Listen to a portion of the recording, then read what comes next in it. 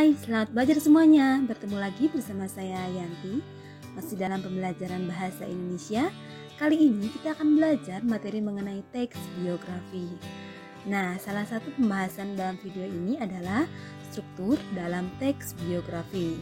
Silakan disimak dan jika ada yang mau ditanyakan, boleh ditulis di kolom komentarnya. Nah, tujuan pembelajaran kali ini yakni menganalisis teks recons untuk menentukan gagasan, pikiran, atau pesan yang tersurat dalam teks tersebut, serta pesan yang tersirat. Berikut ini saya tampilkan contoh teks biografi dari Ki Hajar Dewantara atau Bapak Pendidikan Indonesia. Teks ini terdapat dalam buku paket Bahasa Indonesia halaman 119 sampai dengan 122. Sebelumnya pada pertemuan kemarin kita juga sudah membacakan teks ini. Pada pertemuan kali ini silakan dibaca kembali paragraf-paragrafnya, dipahami dan ditandai nanti karena kita akan mencoba menganalisis strukturnya.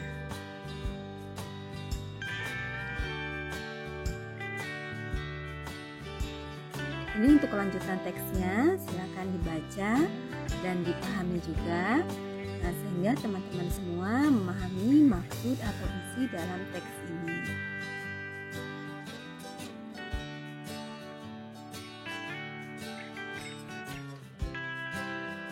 Setiap teks tentunya memiliki struktur pembangunnya. Nah, kali ini struktur teks biografi ada 3 ya. Pertama orientasi, yang kedua masalah atau kejadian atau peristiwa, sementara yang ketiga ada reorientasi. Untuk orientasi merupakan pengenalan tokoh atau gambaran awal mengenai identitas tokoh atau sosok biografi.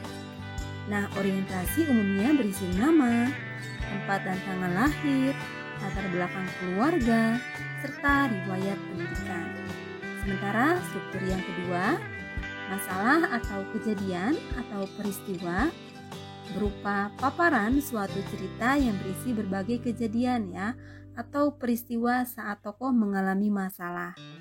Pada saat tokoh memecahkan masalah, proses karir, peristiwa menyenangkan, peristiwa menegakkan atau menyedihkan atau mengesankan, hingga akhirnya mengantarkan untuk mencapai mimpi serta cita-cita dan kesuksesan. Struktur yang ketiga ada reorientasi, merupakan bagian penutup atau simpulan. Nah, bagian ini berisi pandangan atau ulasan atau pemikiran penulis secara pribadi atas biografi tokoh yang dikisahkan. Reorientasi bersifat pilihan ya atau bersifat opsional, jadi boleh ada ataupun tidak. Tapi biografi yang bagus ini tentunya harus memiliki ketiga struktur ini. Nah, ini adalah contoh analisis dari teks biografi Ki Hajar Dewantara atau Bapak Pendidikan Indonesia. Pertama, ada struktur orientasi, bisa teman-teman lihat dalam paragraf ke-1 dan paragraf ke-2.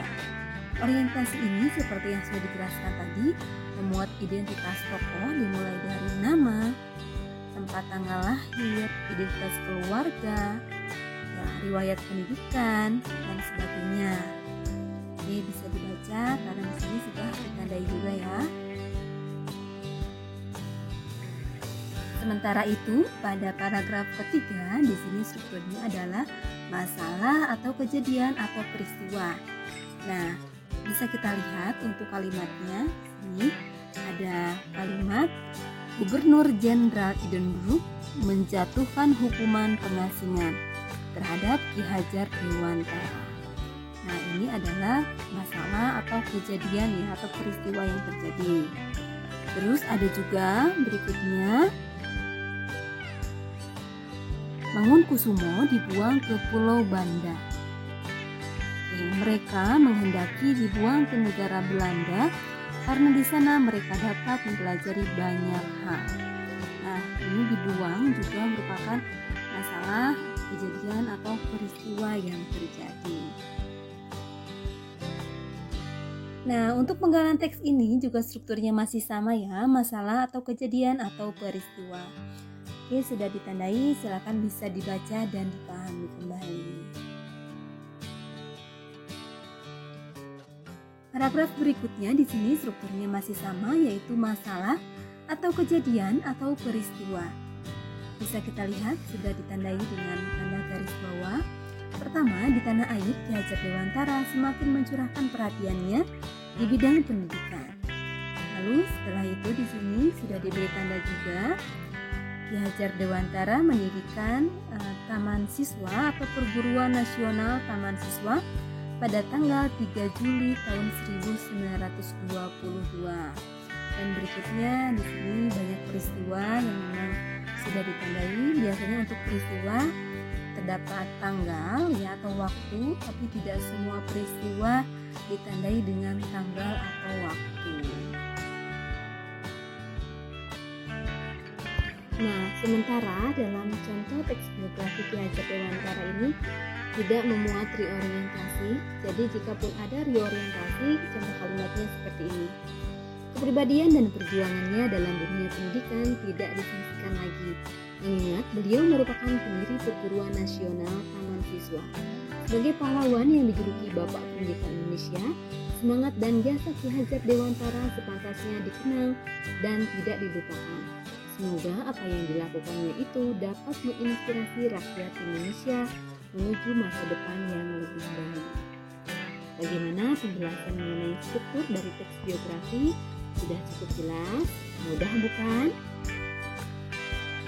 Pada bagian ini merupakan kesimpulan dari analisis struktur teks biografi.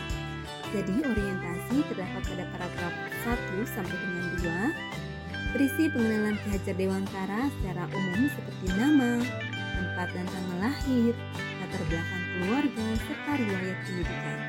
Sementara paragraf 3 sampai dengan 9 berisi masalah hidup atau kejadian penting atau peristiwa yang pernah dialami oleh Ki Hajar Dewantara, seperti kiprahnya sebagai jurnalis, pengasingannya, pergerakan politiknya, dan kiprah pasca kemerdekaan. Nah, untuk paragraf 10 berisi orientasi, tahapan ini adalah bagian penutup atau simpulan berisi mengenai pandangan dan pemikiran penulis terhadap sosok Ki Hajar Dewantara.